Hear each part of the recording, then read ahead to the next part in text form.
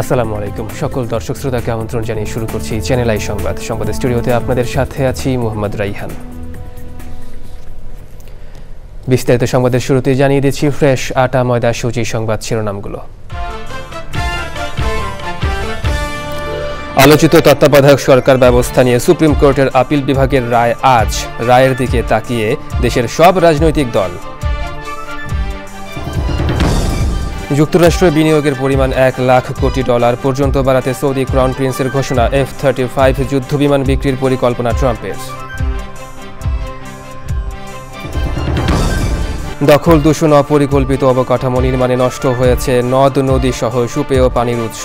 আধুনিক এবং মানসম্মত পানি ব্যবস্থাপনার তাগিদ বিশেষজ্ঞদের।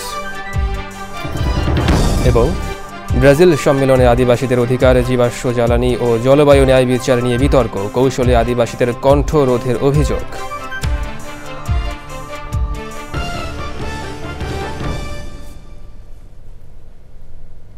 দর্শক, সংবাদ শিরোনামগুলো জানাচ্ছিলাম। এখনকার এই সংবাদ আয়োজন একই সঙ্গে চ্যানেল আইয়ের ইউটিউব চ্যানেল এবং চ্যানেল আইয়ের ওটিটি প্ল্যাটফর্ম আই স্ক্রিনে লাইভ স্ট্রিম হচ্ছে।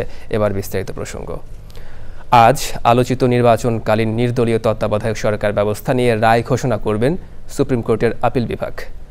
দর্শক, হাইকোর্ট প্রাঙ্গণে আছেন মাজহারুল হক মান্না, যাচ্ছি তার কাছে। মান্না, রায় ঘোষণার বিষয়টি সম্পর্কে বিস্তারিত কি তথ্য আছে আপনার কাছে?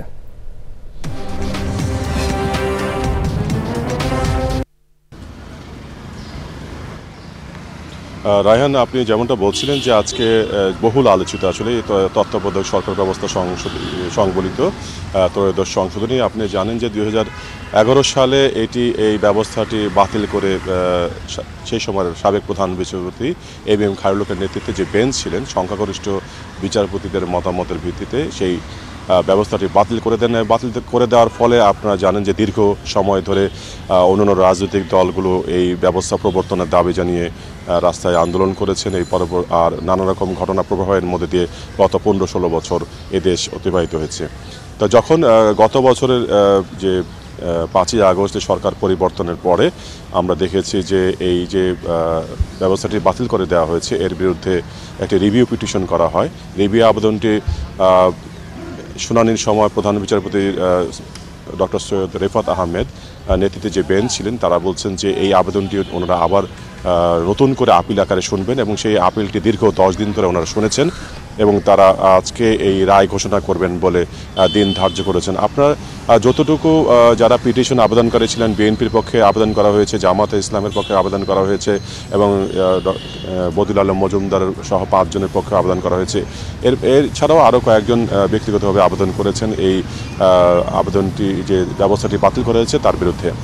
তো দীর্ঘ শুনানিতে ওনারা বলেছেন এটি যেন আবার ফিরে আসে তত্ত্বাবধায়ক সরকার ব্যবস্থা সংবলিত এই ত্রয়োদশ সংশোধনীটি এবং এটি বৈধ ঘোষণা যেন করেন আপিল বিভাগ। এবং ওনারা বলছেন যে তত্ত্বাবধায়ক সরকার ব্যবস্থা যদি ফিরে আসেও ওনারা মনে করছেন যে বর্তমান যে অবস্থা আছে সেই অবস্থায় সম্ভব না। 14 যে নির্বাচন আছে, জাতীয় সংসদ নির্বাচন হবে, সেখানে এই তত্ত্বাবধায়ক সরকার ব্যবস্থাটি প্রয়োগ করা যাবে এবং ত্রয়োদশ যে নির্বাচন হতে যাচ্ছে সামনে, সেখানে এই ব্যবস্থা প্রবর্তন করা যাবে না। এখন দেখার বিষয় হলো যে এই আপিল বিভাগ কি রায় দেন। যদি আপিল বিভাগের রায়ের ফলে তত্ত্বাবধায়ক সরকার ব্যবস্থা আবার পুনর্বহাল হয়, সেক্ষেত্রে এটি যেভাবে রাজনৈতিক দলগুলো আবেদনে বলেছেন আদালতের কাছে সেইভাবে ফিরে আসে কিনা তা আমরা দেখব। যে কিছুক্ষণের মধ্যেই প্রধান বিচারপতি সৈয়দ রেফাত আহমেদের নেতৃত্বে যে আপিল বিভাগের পূর্ণাঙ্গ বেঞ্চ তারা বসবেন, নিশ্চয়ই সংক্ষিপ্ত একটি আদেশ দেবেন যে এই কী সিদ্ধান্ত দিয়েছেন। সেই সিদ্ধান্তটা নিশ্চয়ই আমরা আপনার মাধ্যমে জানিয়ে দিব দর্শকদের। ধন্যবাদ আপিল বিভাগের রায় ঘোষণার বিষয়টি সম্পর্কে বিস্তারিত তথ্য দেওয়ার জন্য। যুক্তরাষ্ট্রে সৌদি আরবের বিনিয়োগের পরিমাণ প্রায় $1 ট্রিলিয়ন বা $1 কোটি পর্যন্ত বাড়ানোর ঘোষণা দিয়েছেন সৌদি ক্রাউন প্রিন্স মোহাম্মদ বিন সালমান। মার্কিন প্রেসিডেন্ট ডোনাল্ড ট্রাম্পের সঙ্গে বৈঠকের পরই এই ঘোষণা দেন crown Prince.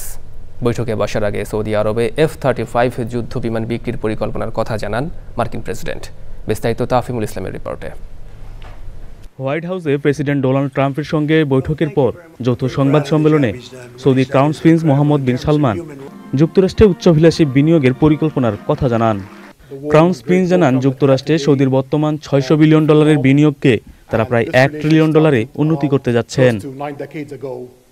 with Roosevelt and King Abdulaziz, who've established the modern Saudi Arabia. Crown প্রিন্সের বিপুল বিনিয়োগের ঘোষণার জন্য মার্কিন প্রেসিডেন্ট ট্রাম্প সৌদির যুবরাজকে ধন্যবাদ জানিয়ে বলেন, যেহেতু তিনি আমার বন্ধু তাই হয়তো এটি হতে পারে। ট্রাম্প বলেন, এই বিনিয়োগ হলে মার্কিন নাগরিকদের অনেক নতুন কর্মসংস্থান তৈরি হবে। মার্কিন সৌদি বিনিয়োগ ফোরামে ট্রাম্প রসিকতা করে বলেন, তিনি ইতিমধ্যে যুবরাজকে আরো বিনিয়োগের প্রতিশ্রুতি দেওয়ার জন্য লবিং করছেন। প্রযুক্তি, কৃত্রিম বুদ্ধিমত্তা, সামরিক সরঞ্জাম, বেসামরিক পারমাণবিক জ্বালানি সহযোগিতা ও খনিজ সম্পদ সহ নানা খাতে বিনিয়োগ করবে সৌদি আরব। এ বিষয়ে দুই দেশের চুক্তি স্বাক্ষর হয়েছে।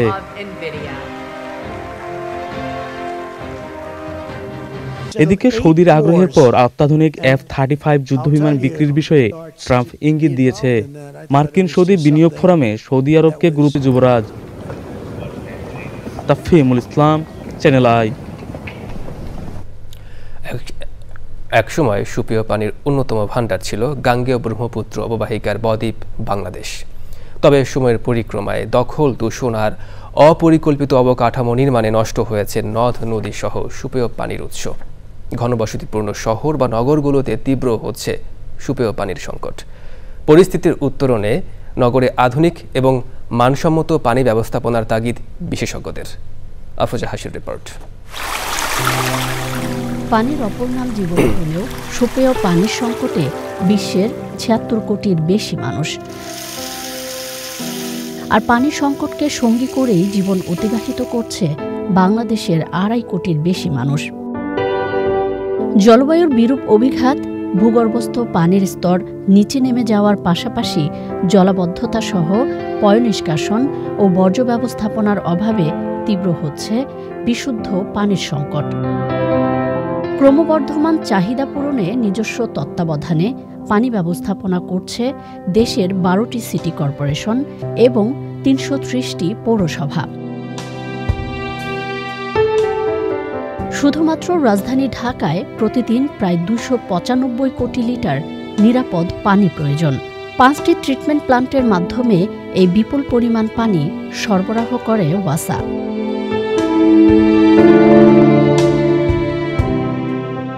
তবে অধিকাংশ শহরেই সরবরাহকৃত পানিতে গোসল, থালাবাসন ধোয়াসহ দৈনন্দিন কাজ করা গেলেও তা খাওয়ার অনুপযুক্ত।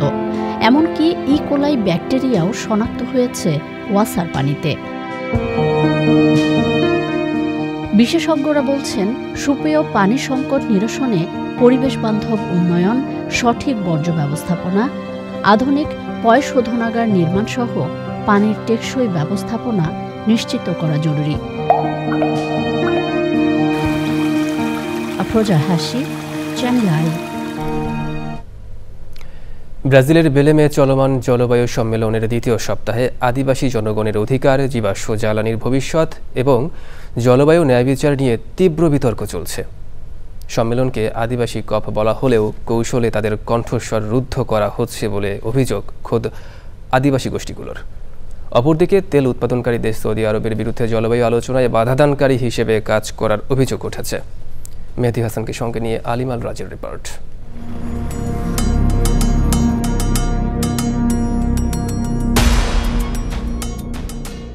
কপের ৩০তম আসরে নানা অপ্রাপ্তি এবং আক্ষেপের মাঝেও কয়লা নির্ভর শক্তিশালী দেশ দক্ষিণ কোরিয়া বিশ্বের প্রায় ৬০টি দেশের সাথে মিলে কয়লা থেকে সরে আসার ঘোষণা দিয়েছে। আগামী বছর থেকে জীবাশ্ম জ্বালানি থেকে পর্যায়ক্রমে সরে আসার ঘোষণা দিয়েছে কলম্বিয়াও। দেশগুলোর বর্তমান নীতি ও লক্ষ্যমাত্রা ২০৩০ সালের মধ্যে গ্রিনহাউস নির্গমন ৮% কমানোর ইঙ্গিত দিলেও ইউএনডিপি প্রতিবেদন বলছে প্রতিনিয়ত বৃদ্ধি পাচ্ছে গ্রিনহাউস তথা মিথেন নির্গমন।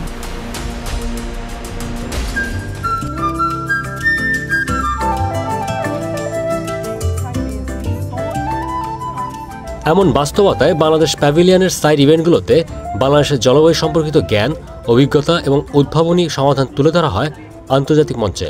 এ সময় জলবায়ু পরিবর্তন মোকাবেলার অভিযাত্রা ত্বরান্বিত করতে স্থানীয় জ্ঞানকে গুরুত্ব দিয়ে উন্নয়ন সহযোগী ও বেসরকারি খাতকে একযোগে কাজ করার আহ্বান জানানো হয়।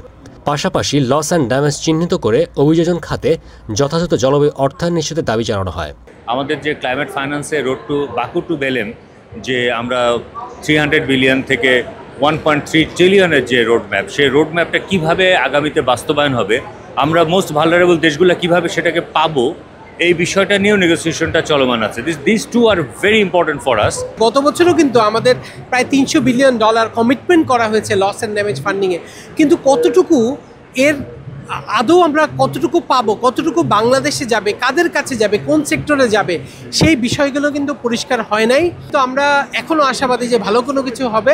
জলবায়ু পরিবর্তন প্রশমনে খাদ্য উৎপাদন ও ভোগ পদ্ধতির আমূল পরিবর্তন অপরিহার্য বলে বিজ্ঞানীরা সতর্ক করা সত্ত্বেও এই শিল্প প্রতিনিধিদের ব্যাপক উপস্থিতিতে উদ্বেগ জানিয়েছেন পরিবেশবিদরা। আমাদের কোস্টাল এরিয়াতে এই যে নানা ধরনের সাইক্লোন হচ্ছে, নানা ধরনের ঝড় হচ্ছে, তাতে যে বাড়িঘরের ডিসপ্লেসমেন্ট হচ্ছে এবং লোক কাজ হারাচ্ছে এবং স্বাস্থ্যের ক্ষতি হচ্ছে এবং ফুড ইনসিকিউরিটিতে তারা পড়ছে। ক্লাইমেট ফান্ড যে সেই ফান্ডের থেকে যাতে এদের সাহায্য করা হয় এবং অনলি 3% প্রাইভেট সেক্টর থেকে কন্ট্রিবিউট হচ্ছে এই ধরনের অ্যাডাপ্টেশনের জন্য। আমরা এখন যে অবস্থা আছি তাতে 15% যদি আমরা কন্ট্রিবিউট করি প্রাইভেট সেক্টর থেকে তাও মন্দের ভালো, কিন্তু সেটাও হচ্ছে না। অথচ এখানে দরকার কিন্তু অনেক বেশি প্রাইভেট অ্যাডাপ্টেশন ফান্ড। সবচেয়ে বড় কথা হচ্ছে এই যে দুস্থ মানুষগুলো এবং নানা ধরনের সমস্যায় যারা আছে কোস্টাল এরিয়াতে, তাদের ব্যাপারে আসলে এগিয়ে আসার একটি বড় আহ্বান জানানো হয়েছে।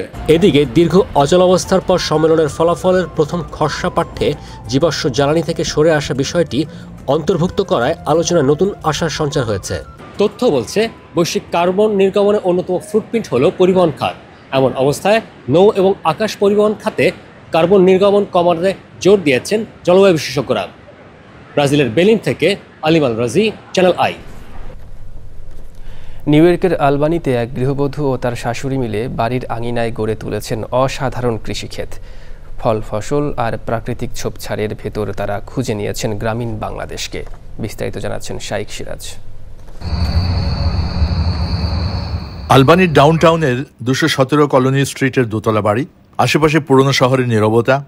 বাড়িটির পাশ দিয়ে পৌঁছে যাওয়া যায় বাংলাদেশের কোনো এক কৃষকের বাড়ির লাউয়ের মাচার নিচে। বাড়ির পাশের একখণ্ড জায়গাকে এমন কৃষি প্রকৃতির অপরূপ ক্ষেত্র পরিণত করেছেন ফারহানা হাসান সুরভি। তিনি গ্রীষ্ম মৌসুম জুড়ে ব্যস্ত সময় কাটান এই আঙিনায়। আগে কখনোই বাগান করি নাই, এটা আমাদের করতেছি গত 3 বছর ধরে। এখন যেমন বাগান, গাছপালা এগুলোই ভালো লাগে অন্য সব কিছু থেকে। মনে হয় যেন বাগানেই থাকি। বাগানকে আসলে আপনি অল্প সেবা দেই আমরা, কিন্তু আমাদেরকে প্রচুর দেয়, যা আসলে অন্য কোনোভাবে পাওয়া সম্ভব নয়। শাশুড়ি লুৎফুন্নাহার বেগম পুত্রবধূকে সহযোগিতা করতে যুক্ত হয়েছেন। দেশে ছাদ কৃষির অভিজ্ঞতা তিনি প্রয়োগ করছেন এই আঙিনা কৃষিতে। অনেক আগে থেকে বাগান করি। দেশে আমার দোতলা ছাদের উপরে বাগান ছিল। এই বাগান দেখে দারুণভাবে উদ্বুদ্ধ ও অনুপ্রাণিত প্রতিবেশী স্বজনেরা। আমার একদম নেইবার যে ওনাকে আমি সবজি দিয়ে হেল্প করি এবং ও এত খুশি হয় আমার এই বাগান দেখে যে তুমি এত হার্ড ওয়ার্ক করো, এত সুন্দর বাগান তোমার। ফল ফসল উৎপাদনের অনুশীলন ছাড়িয়ে প্রবাসের এই দৃষ্টান্ত সব পরিবারেই হতে পারে অনুসরণীয়। শাইক সিরাজ, চ্যানেল আই। দর্শক, এ নিয়ে বিস্তারিত প্রতিবেদন দেখবেন আজ বেলা 3টা 5 মিনিটের হৃদয় মাটি ও মানুষের ডাক অনুষ্ঠানে। দেখছেন চ্যানেল আই সংবাদ। এবার বিরতি, আর বিরতির পর জানিয়ে ফিরছি।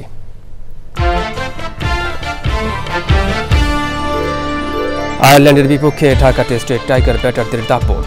সেঞ্চুরি থেকে মাত্র 1 রান দূরে 100তম টেস্ট খেলতে নামা মুশফিকুর রহিম।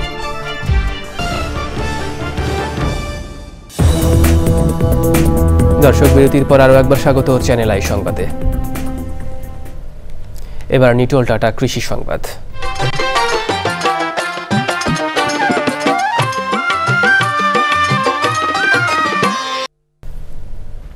বরিশালে জনপ্রিয় হয়ে উঠেছে মুক্ত জলাশয়ে খাঁচায় মাছ চাষ। কম পুঁজি বিনিয়োগে বেশি লাভ হওয়ায় বাড়ছে চাষিদের আগ্রহ ও অংশগ্রহণ।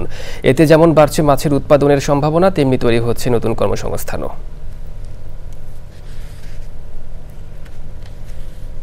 এবার প্রকৃতি সংবাদ।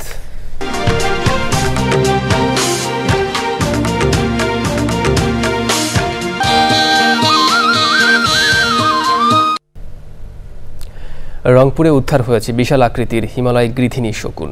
হিমালয়ের তীব্র শীত থেকে বাঁচতে দীর্ঘ পথ পাড়ি দেওয়ায় ক্ষুধার্ত ও দুর্বল হয়ে এসব শকুন ধরা পড়ছে লোকালয়ে। আসন্ন শীতে উত্তরের জেলাগুলোতে আসা হিমালয় গৃধিনী শকুন সংরক্ষণে সবাইকে এগিয়ে আসার আহ্বান জানিয়েছেন বন বিভাগ সহ সচেতনরা।